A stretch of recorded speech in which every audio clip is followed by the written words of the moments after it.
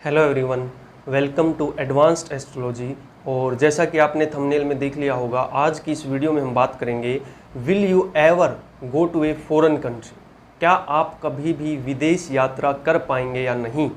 ठीक है, तो बिना किसी देरी के चलिए वीडियो को स्टार्ट करते हैं। ठीक, और हम दो रियल लाइफ एग्जाम्पल भी लेंगे, एक ये एग्जाम्पल है और एक ये सेकेंड एग्जाम्पल है।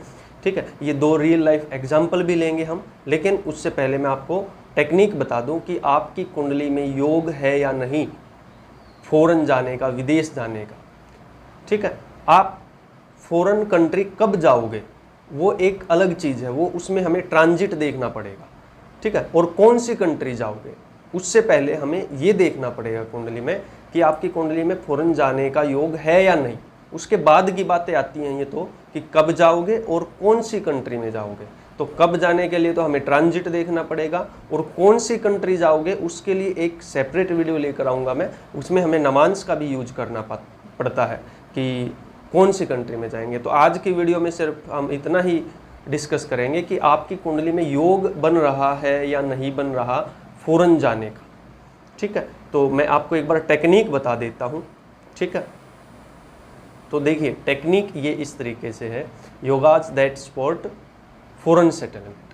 तो सबसे पहले जो 5 पॉइंट मैंने आपके सामने लिखे हैं, ठीक है, इनमें से अगर कोई भी एक, ये जो 5 पॉइंट है, ये जो 5 पॉइंट है, इन 5 पॉइंट में से कोई भी एक पॉइंट आपकी कुंडली में लगना चाहिए।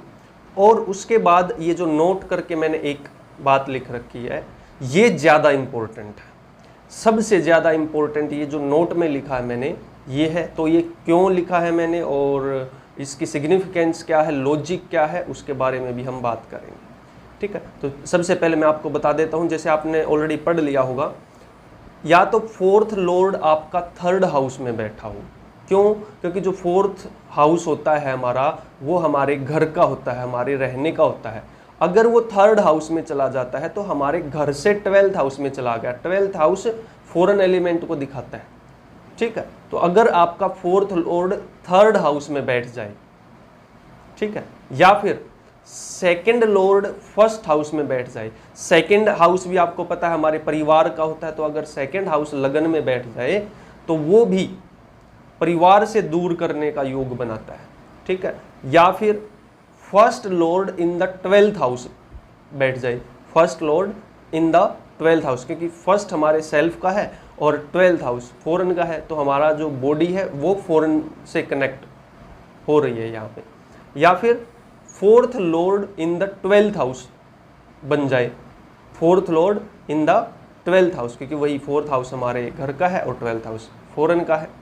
या फिर अगर आपका 7th Lord in the 12th house है ना, तो यहाँ पर पॉसिबिलिटी बन जाती है कि आप अपने हस्बैंड या वाइफ के साथ उनके काम की वजह से, या फिर उनकी कंपनी या फिर उनका वर्क प्लेस ऐसा होगा जो बहुत दूर होगा, या फिर फॉरेन में भी हो सकता है, वो फिर हमें दोनों का चार्ट देखना पड़ेगा। ठीक है, तो ये बेसिक सी टेक्निक है।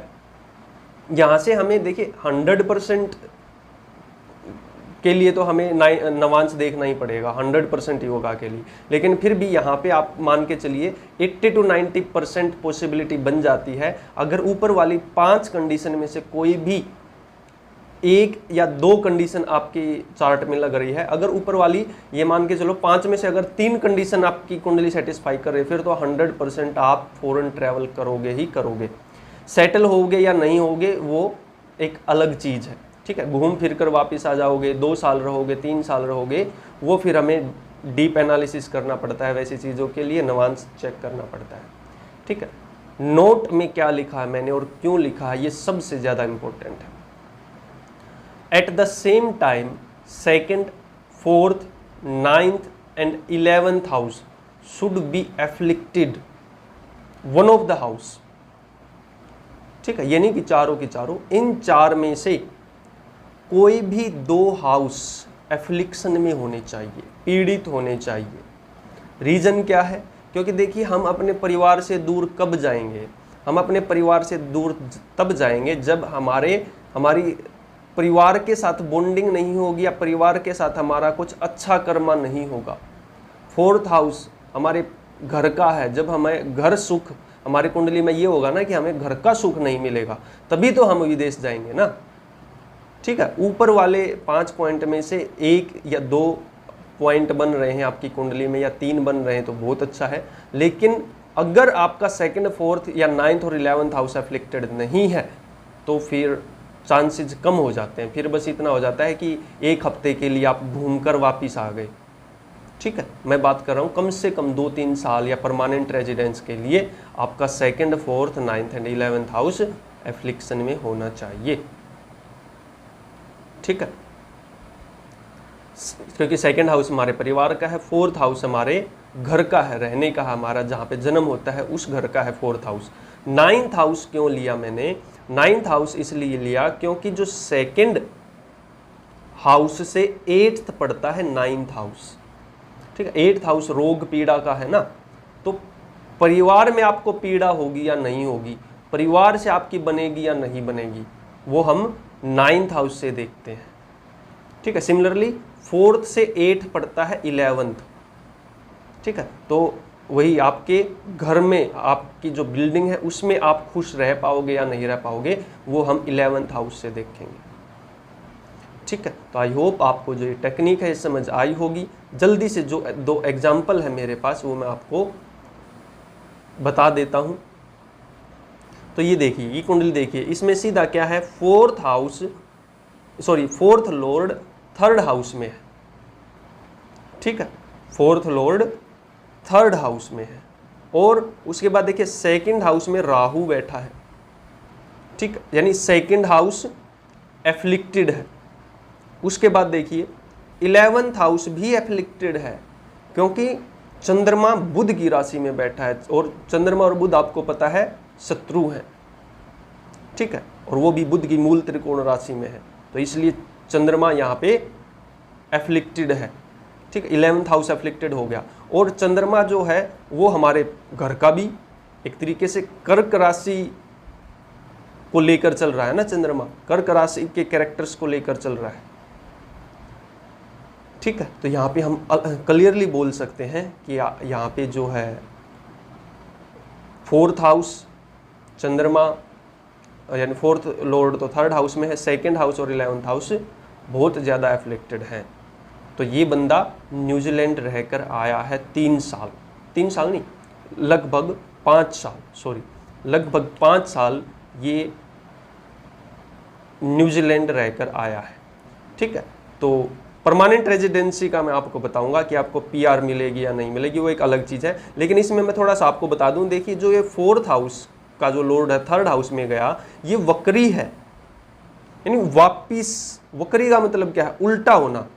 ठीक है, ये इसको विदेश लेके गया, लेकिन चूंकि यहाँ पे जो शनि है वो वक्री है, रेट्रोग्रेड है, इसलिए इसको अपने घर में वापिस आना पड़ा। ठीक है, this is one of the technique जहाँ पे हम ये बता सकते हैं कि वापिस आओगे 2-3-4 साल बाद, या फिर परमानेंट रेजिडेंस मिलेगा। तो अगर ऐसा कुछ योग बन रहा है, अगर प्लेनेट वक्री हो जाए तो उसको वापिस आना पड़ेगा। ठीक है, एक एग्जांपल और ले लेते हैं हम यहीं पे। तो यहाँ पे देखिए,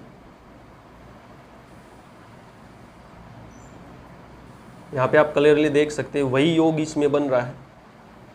ठीक है, 4th लॉर्ड 3rd हाउस में चला गया। ठीक है, 4th लॉर्ड 3rd हाउस में चला गया, और 2nd हाउस एफ्लिक्शन में है। 2nd हाउस एफ्लिक्शन में है, क्यों? क्योंकि राहु है। ठीक है, तो ये भी 2 साल तक इंग्लैंड रहकर आया है, वहाँ पर काम करके आया है, लेकिन इसको भी वापस आना पड़ा। क्यों आना पड़ा? क्योंकि गुरु वक्री है, जो चतुर्थ भाव का स्वामी है वो वक्री है। ठीक है, एक चीज़ और देखिए, इसमें 4th हाउस में चंद्रमा बैठा है। जब भी 4th हाउस में चंद्रमा बैठता है तो इसका मतलब उसका, देखिए चंद्रमा क्या है, वैसे घर वालों का इसका सपोर्ट मिलेगा, लेकिन चंद्रमा क्या है, स्टेबिलिटी नहीं रखता। जहाँ पे भी चंद्रमा जाता है वहाँ पे इंसान स्टेबल नहीं हो पाता। ठीक है, तो इसीलिए इसका जो घर है स्टेबल नहीं है, मतलब इसको घर छोड़कर जाना पड़ेगा। ठीक है, 4th हाउस में अगर चंद्रमा हो या 4th हाउस से चंद्रमा का कुछ कनेक्शन हो, तो इंसान मैक्सिमम टाइम रेंट पर रहता हुआ देखा गया है। ठीक है, तो आज की वीडियो में इतना ही। उम्मीद करता हूँ आपको समझ आया होगा। और एडवांस सीखने के लिए कि कौन सी कंट्री में जाओगे, किस कंट्री में जाओगे, तो आप मेरा जो कोर्स है उसमें एनरोल कर सकते हो। कोर्स चल रहा है, 2 साल का ये कोर्स है।